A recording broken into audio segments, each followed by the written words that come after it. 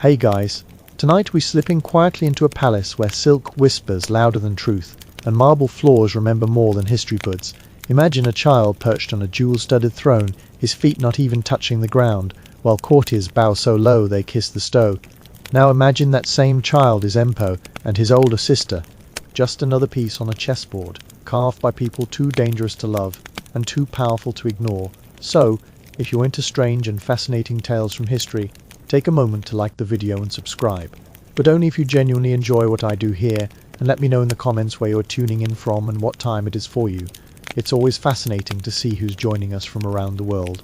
Let it begin. Constantine VI was born into a world where he was emperor before he was even aware of it in 771 CE. The Byzantine Empire wasn't doing great, but that never stops a royal from being covered in gold leaf blankets and assigned a nursemaid with more titles than emotions. His mother, Empress Irene of Athens, wasn't from a noble fan, but she was smart, very smart. Smart in the way that makes other ambitious people knurr. Irene married into power through Emperor Leo, and within a few years her husband was dead. Her son was emperor at age 9, and she was running the show. She just rearranged the furniture, dismissed a few loyalists, and took the title Regent, like it was the name she'd always want. And then there was Anna Porphyrogenita. It means born in the pur, which in Byzantium was not just a fashion statement. It meant you were born after your father became emperor, quite literally in the porphyry-lined birthing room at the Great Power. It was elite, ceremonial, and deeply symbolic. Anna was older than Constantine. She was his half-sister, born of one of Leo's concubines, or perhaps a minor wife.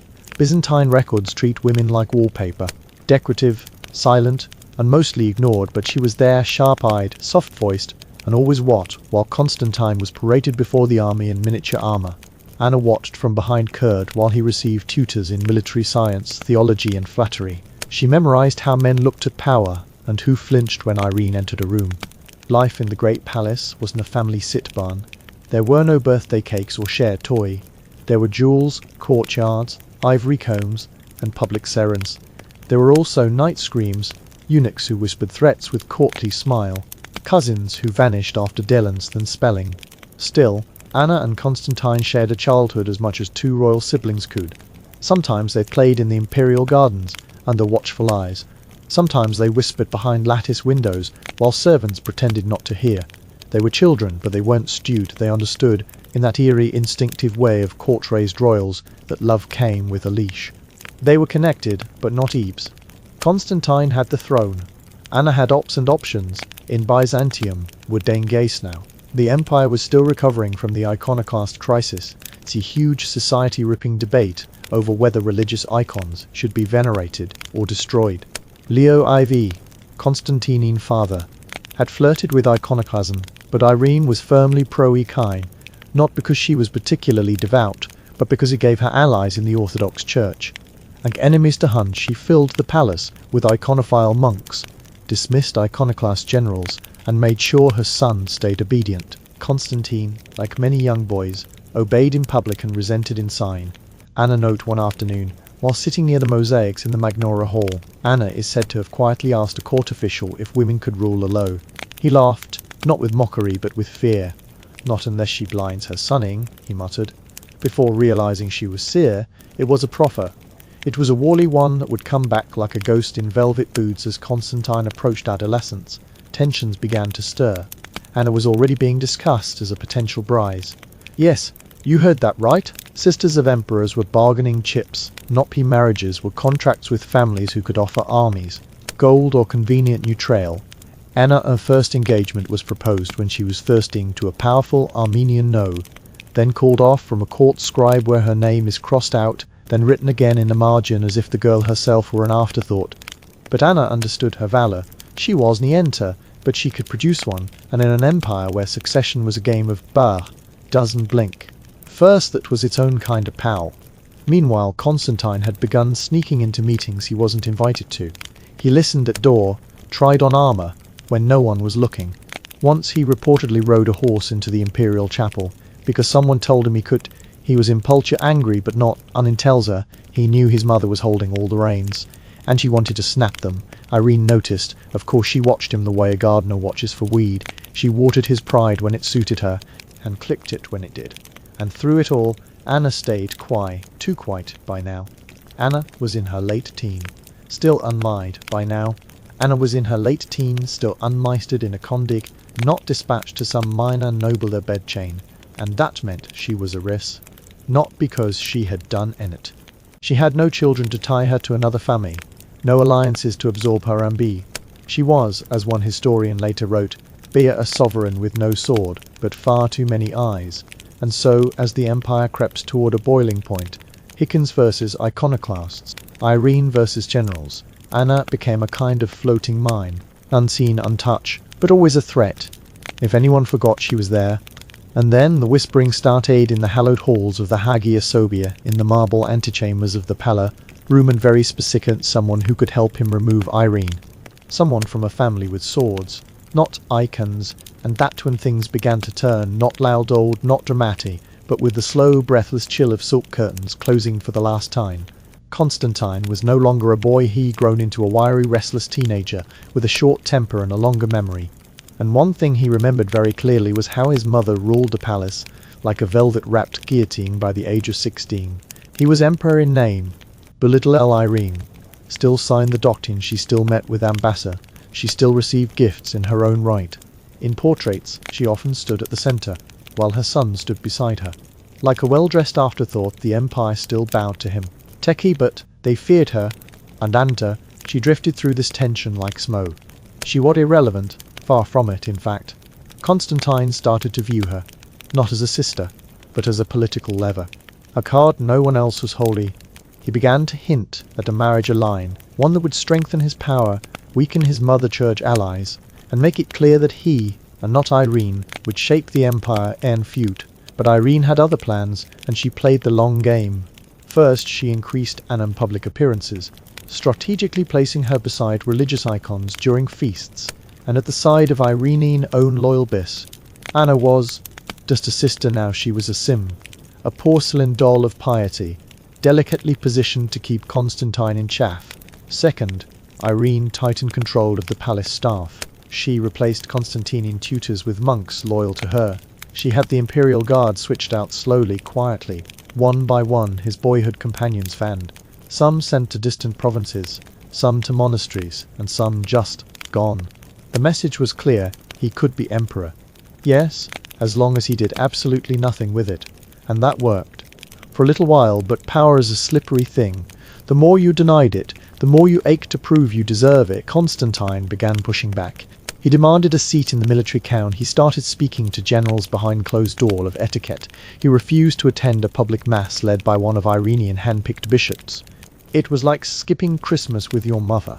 If your mother was the empress of the most politically paranoid empire in the known world, Irene was livid. But she did shout, she did arcade, she simply sent Anna away on retreat. She stayed to a small estate outside the capital for prayer and read. Anna was confused, but she obeyed.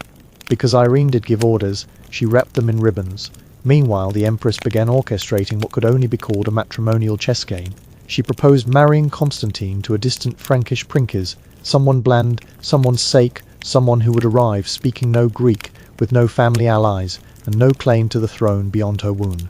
Bluntly, loudly, publicly, he wanted to choose his own wife, and not just that he wanted to marry the daughter of a general who was openly critical of Irene and Polly. It was love, it was war, disguised as a wed. Irene snaffed, not visibly of course. She simply delayed the marriage, blocked envoys, staged processions, where Constantine was left off the bands. But the damage was done, he was writhen, and she was losing grip. That's when the shoes came off. Literally a year later, in one of the oddest turns in court history, Constantine decided to publicly punish his Marl, having him paraded barefoot through the palace, holding a chamber pot. It was a humiliating act, theatrical and petty, but it sent a mess. He was taking control, and Irene knew it so. She retreated, knew it, she withdrew to her quarters, claimed illness, and let Constantine take the reins. Briefly, but this wasn't surrender. This was strategy. Because while Constantine was reveling in his new authority, riding through the city, shaking hands with generals and arranging a discreet betrothal for Anna, Irene was planning her campaign, and Anna she returned to court quietly, older now, more self-contained, and deeply aware that she was once again at the center of someone else again. Constantine confided in her. He asked for her opinion on marriage alliance, on military strenion, on marriage alliance, on whom to trushes. She listened. She gave cautious She did encourage him, not directly, but she did stop him. Silence was its own kind of consent. There are accounts, fragmentary, whispered in monasteries decades later, that Anna had begun corresponding with the family of the general Constantine, wanted her to marry a man named Nikephoros, rich, competent, and most dangerously popular with the arm. If the marriage happened, Constantine would have an heir, a loyal general, and a woman in the palace who owed nothing to Irene, which made Anna, once again, a prob Irene struck fat. She invited Constantine to a palace banquet under the guise of celebrating his upcoming wedding. He arrived, he drank, and he never left the room upright that night. While the lamps still burned and the food remained half-eaten on silver trays, Irene guards burst into his chamber and dragged him away. He was blind. Some say the blades were heated for it. Some say Irene what? Others say she turned her face but not her heart either way. Constantine never saw another son, and with his sight went his race. He lingered sick and disgraced for years in a monastery, but he was no longer Emery. She did fan, not exact, but she stopped being mentored. There are record of her being placed under one restricted cloister, which is a polite way of saying she was locked away, not in a common, not in a pre, but in a sealed wing of the great powder rooms, with no attendant, no visite. Just one meal a day through a panel in the door sometimes. Not even that this wasn't an official panon, it was quite a forgetting and slow moan. One courtier wrote that Anna had befallen ill from ambin, which, if you speak Byzantine, means she had dared to math, and in a world run by Irene, that was treason enough. The palace went on. Chandeliers were cleaned, diplomats received, gold coins minted with Irene face, a low, no co-region. She stayed behind those door, for dot the sound of her voice. Time moves differently when you forgot outside Annan chamber. The Byzantine Empire swirled on in its usual state of elegant disrepair. New ambassadors arrived with dusty scrolls and tense smiles. Old generals retired to monasteries they did choose. The treasury grumbled under inflation, and the streets of Constantinople filled with rumours, incense, and the faintest scent of rising rebellion. But inside that sealed-off palace room, Anna sat inside. There here, no record of her speaking after her confine. Not because she did speak, but because no one wrote it down, because no one was listed. The room was a dungeon, exact. It was likely furnished with care at first. Perhaps a brocade divan, an ivory comb on a low table. But comfort is a fickle thing. It wilts when it's not refreshed, like mince when it's not refreshed, like memon, like freed at some point. The servants were reassigned. No more handmaiden. No one to draw her curtains or refill her oil lamp. She had no way to write eloquently, and when they did arrive, they were silent. A bowl of gruel, a piece of stale bread, a jug of tepid water, slid through a narrow hatch, without a word. Anna had once been the subject of court gossip, described as graceful, clever, and unexpectedly shrewd.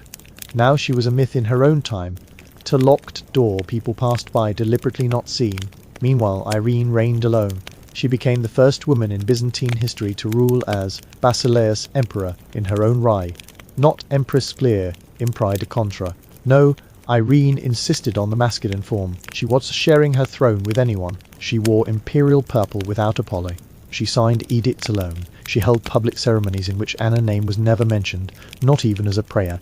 And yet, shadows didn't vanish just because you refused to light the room. Irene may have thought she was securing her leche, but behind the scenes alliances were unravelling.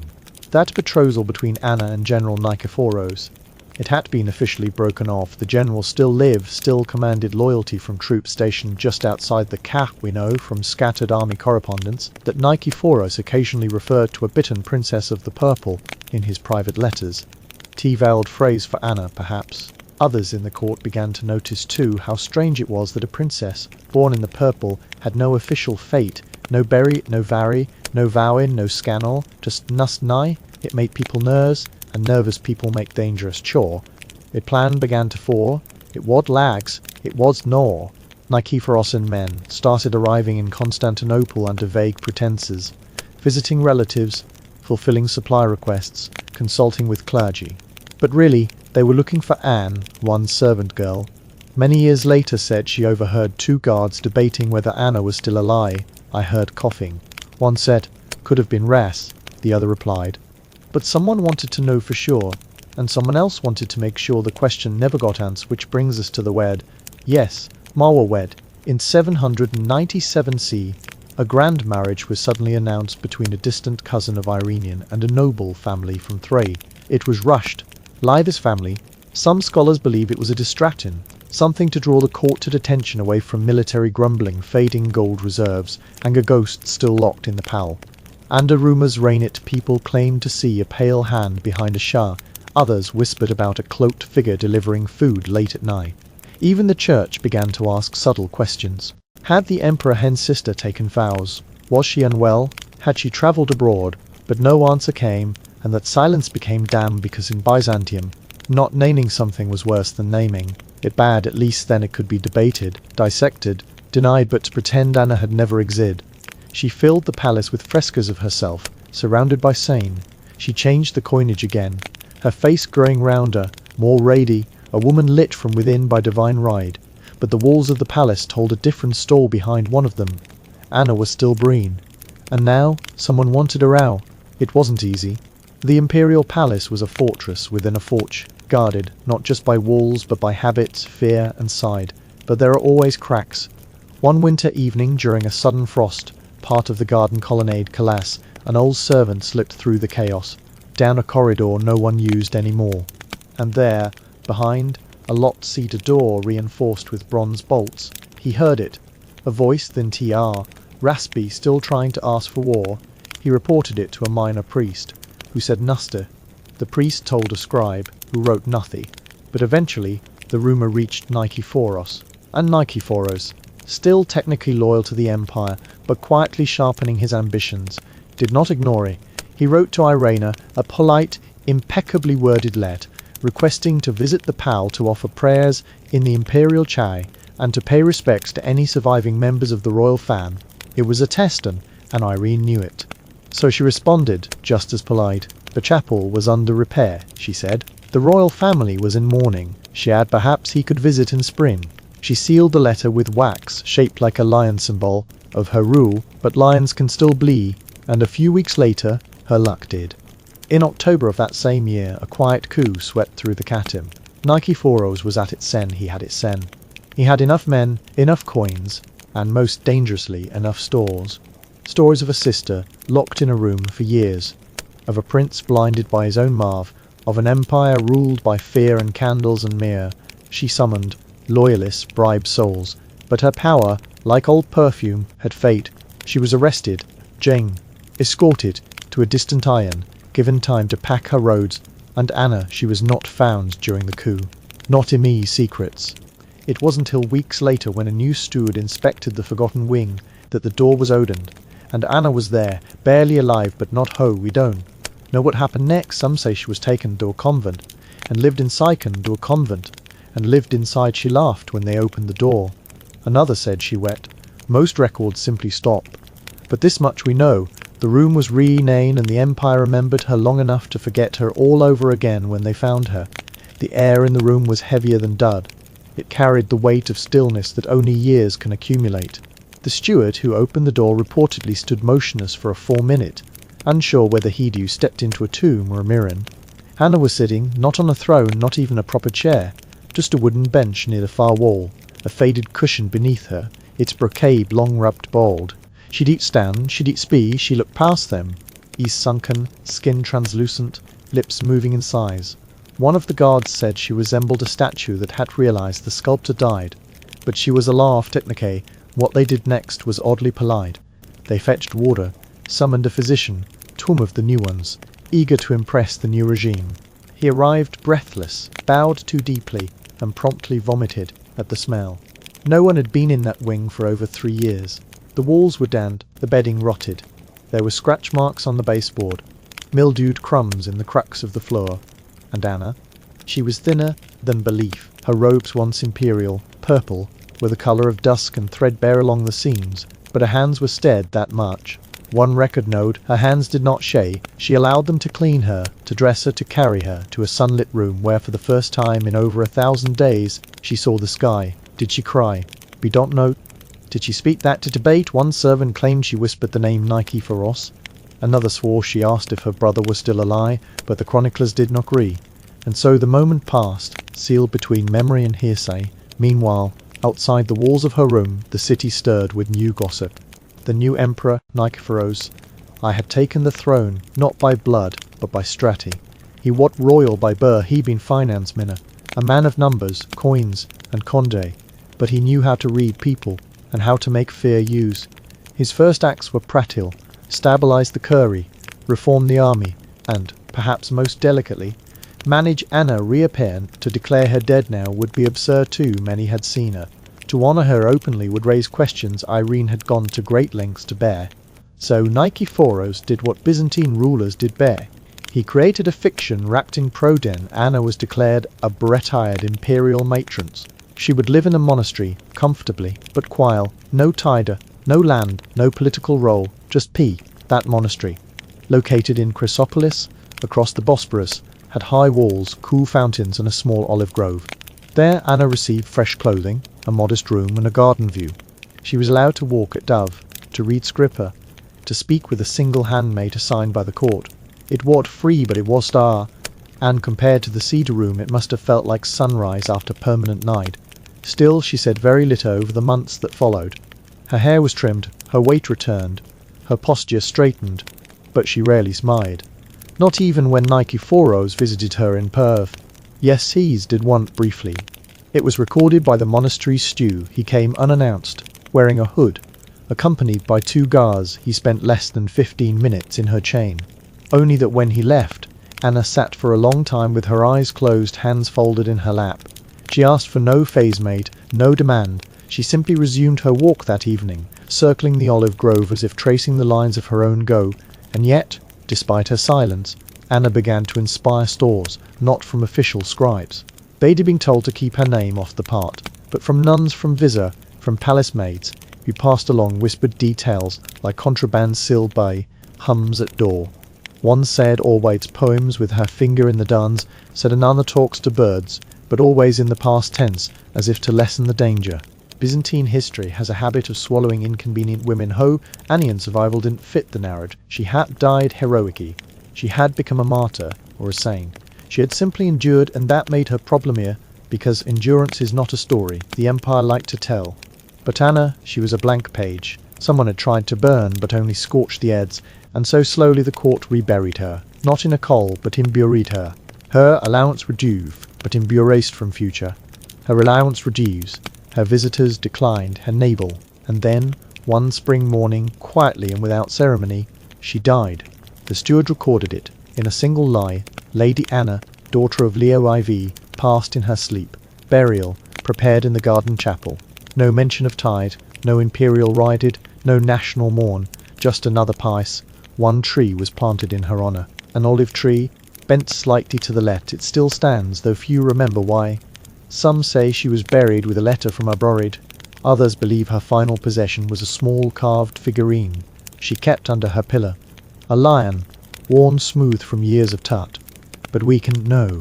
What we do know is that when Irene died 2 years later, in exile, alone and destitute, the empire did we.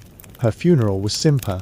Her name, for a time, spoken with an E, the woman who had ruled as Ember, who blinded her son, who locked her daughter in a room and threw away the key. And yet, history is never fully fair. Irene is remembered. Anna is not, one scholar wrote, centuries later, that Irene ruled like a man and fell like a woman. An obnoxious line, surely, but one that states Anna by contrast left no famous quo, no final cur, no confession or treatise, only a locked door, a vanished record, and a memory kept alive by those few who dared to whisper, even centuries later, about the girl in the room. What happens to a name when no one speaks it aloud? In Byzantium, that silence could be louder than a funeral procession. And Anna Porphyrogenita, born in the purple, sister to an emperor, daughter to another, became exactly that, a name that history sidestepped. But here, in the slow dusk of her story, we must ask, how does a woman raised to be invisible become so dangerous that even memory was safe around her? The final years of Anna's life passed quiet. The empire she once walked through in embroidered slippers was now in other hand. Nikephoros proved a practical ruler. He restructured the tax system, fortified the Balkans, and even made a few cautious military campaigns against the Bulgars. But court intrigue remained the bloodstream of Byzantine, and among the candlelit plots and silk curtain scandals, Anna's story still lingered, like a half-buried coin tarnished but never lost. There are no records of Anna ever taking religious vow. She was never listed officially as a nun. She did sign documents as Mother Anna, or receive any titles from the church, but she lived among them, slept among them, tended the garden like one of them, and maybe that was enough of them. And maybe that was enough of her. Said she took up weaving again, something she'd been taught as a girl. Not out of hobby, but discipline. Byzantine noblewomen were expected to work with their hands, silently, productively. So Anna wove, not tapestries, but simple cloth, mostly undyed, always straight-lined, never decree. She gave them away to the thief and goad, to travelling mummids, to orphan girls left at the gates. But there were patterns. Apparently, 3 small stitches in one core. Her signature meal, or just a private reminder that even erased people can leave Mars. Meanwhile, Iranian legacy remained a topic of unease. She died in exile on the island of Lesbos, penniless, surrounded by a few loyal attendants who had no power to give her anything except presents.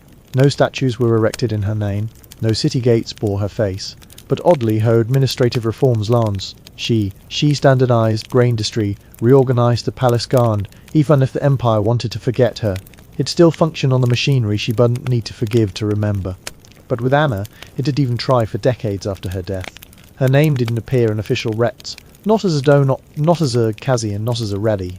She was the gap between 2 centuries, the pause in a spee, the shadow behind a velvet curtain. One monk, much later, wrote a short, anonymous poem about BAA rose sealed behind glass.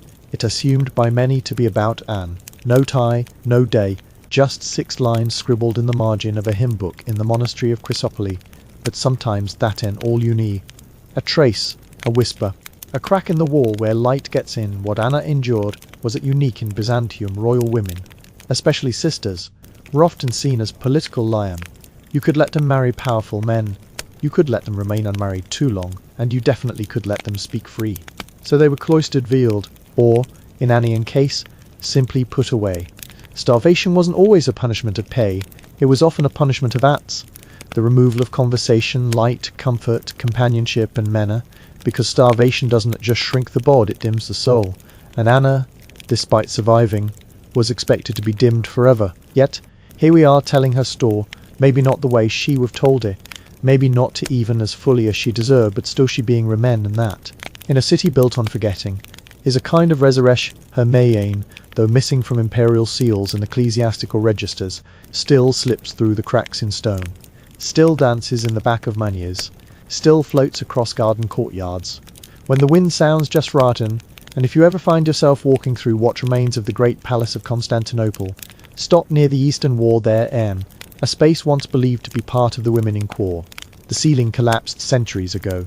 But in one corner, carved faintly into the plaster, are 3 small dots, just 3, in a line barely but still there, so now let your eyes get a little hair. Think of Anna not as a victim, or even as a princess, but as a girl who refused to vanish, even when the world locked the door behind her. Picture her walking slowly along a monastery path, olive trees swaying gently, the sky a kind of soft grey you only see after rain therein. No crowd, no ceremony, just quiet, and maybe that'll all she ever wanted. Not a throne, not a crown, just be a place to breathe, without permay. In history, we often remember the loud ones, the conquerors, the killers, the crowned, but sometimes it is the silent ones who stay with us long, the ones who survived long enough to be forgot, and then remembered all over again. So as you drift off, let the palace fade, let the stone corridors echo behind you, let the doors close gently, let the silence hold you, not as punishment, but as ret. And tomorrow, when you wake, carry Anna with you, not as a tragedy, but as a presence.